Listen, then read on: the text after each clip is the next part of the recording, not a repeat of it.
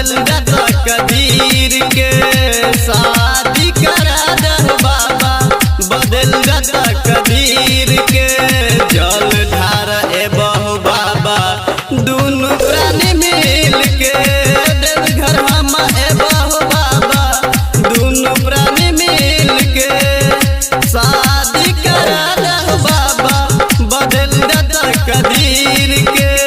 शादी करा दे बाबा बदल जाता कदीर के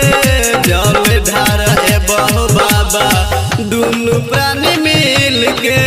देवघर हम ए बहु बाबा दोनों प्राणी मिल के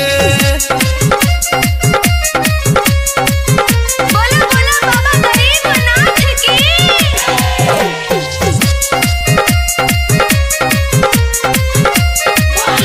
तोरा ने कहबा हम तो कहबै हम हो का कहरा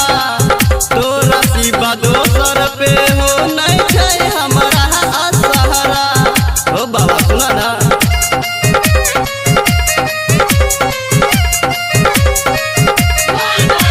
तोरा ने कहबा हम तो कहबै हम हो का कहरा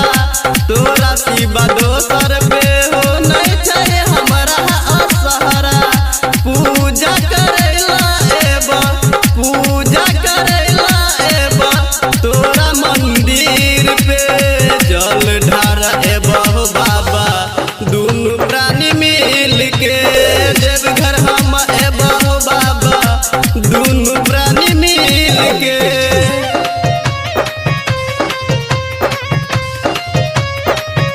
बोलिए शंकर भगवान की।